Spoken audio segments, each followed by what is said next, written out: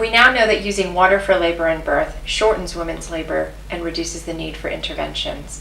There's evidence for this. Women have actually known this for years and years who've been using water for labor, but only recently, in the last decade or so, has there been published research which has then gone on to influence standards for maternity care in Britain.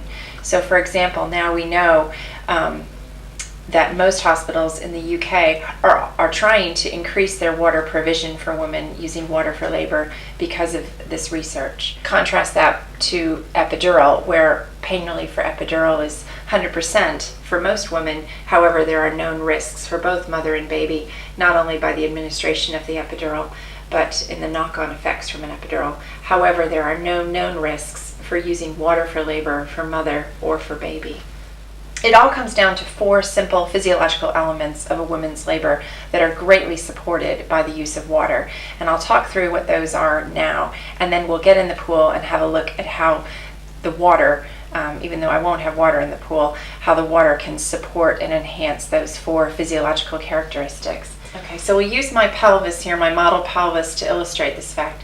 If you can think of a bowling ball, a 7 or 8 pound bowling ball, the weight of that, I'm not equating a baby to a bowling ball, but if you think about the weight of a bowling ball and how the weight of that needs to come through the bones of the mother's pelvis, what do you think is going to be most efficient in helping that baby come out? If the woman is on her back and she has 7 or 8 pounds that she needs to get through the pelvis this way, is it more efficient for her to be in this position or in this position? Obviously this position, because you've got the weight working with gravity. So gravity is assisting with the actual weight of the baby coming down. So first of all, being in an upright position is probably one of the most main elements in helping women have a most efficient labor. Secondly, we've got some flexibility on the back of the pelvis here. This is called the sacrum, and this bone here is actually flexible. So if you can illustrate this on your own body, if you find on your body your symphysis pubis, your pubic bone here, which is down here in the front of your bones, and then if you find on the back here your coccyx, which is your little tailbone, and if you find those 2 bones on your body here, and just note the difference in space between your 2 hands. What's the space between your 2 hands? You might say it's maybe about 8 inches or so, maybe 7 inches. Now, if you just slightly tilt forward, what you'll find is that your hands will move further apart. So by moving further apart, you're illustrating that by forward tilting your pelvis, you are increasing the space in the outlet of your pelvis. Okay, so just there, we've noticed 2 things already that help a baby be born more efficiently, by having the mother be in an upright position so the weight is working with gravity, and by forward tilting, you've just opened up the pelvis a little bit more, probably about 30%, some people say, in terms of space of the outlet. The third element of an efficient labor is an ability for a woman to move, and the movement is actually jiggling the baby out. The baby's not doing a slam dunk through the pelvis. It's not coming straight on through. What he's doing is doing sort of a journey, finding the path of least resistance through the bones of the pelvis. If you look at a baby's head here on my doll, you can see that his head has a wide part to it and his shoulders have a wide part to it, which are at angles like this. And basically, the pelvis has a similar angle to it with a wide part at the top and a wider part perpendicular to that at the bottom. The baby has to come through the pelvis, finding the path of least resistance through those bones and basically corkscrewing himself through the pelvis to be born. So lots of wiggling, lots of going back and forth, asymmetrical rocking, lifting up her legs, doing things like that are all going to increase the flexibility of the pelvis and help jiggle the baby out. You don't know where that baby's head is in the rotation through the pelvis, but you can bet that if you're doing a little bit of this and giving an extra centimeter here, centimeter there, ooh, there goes a shoulder, ooh, here goes another shoulder, and out comes that baby much more efficiently. The final ingredient for making an efficient labor is honoring the hormones that make the labor process most efficient.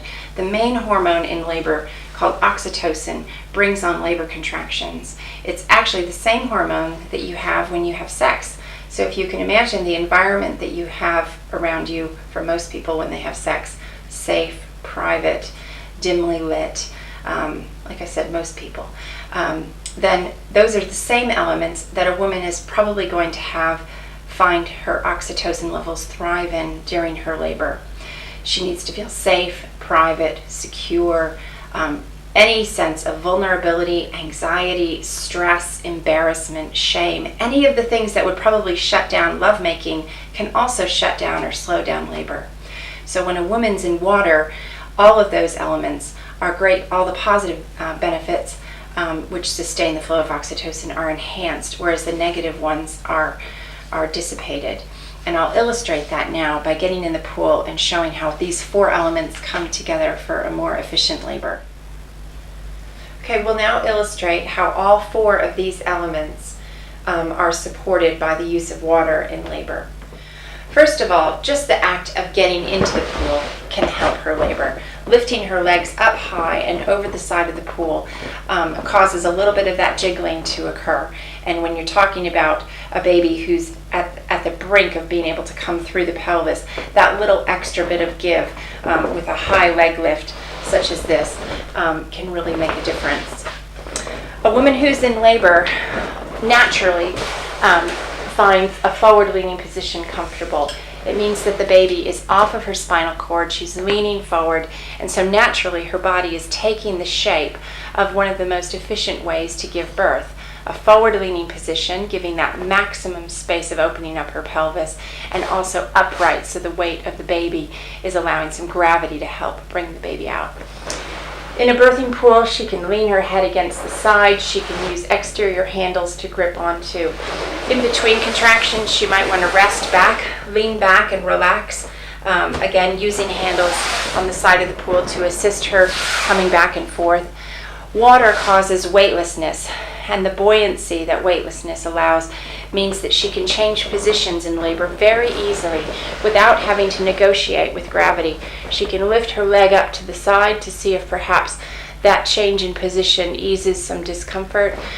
She can also be rolling around within the pool here. She can do all sorts of positions that will help jiggle the baby out, but without causing her any extra stress or needing to use any extra energy, because the buoyancy of the water allows her to change positions without having to use her own energy to do so. Finally, within the birthing pool, she feels like this is a very safe, private space. Women often find that the edge of the pool is where the rest of the world begins, and she's in her own very safe place here. Perhaps her partner might want to get in with her, or she might want to be on her own. But that greatly enhanced sense of privacy allows her to feel safe, and so oxytocin flows more readily when she's in that kind of a space.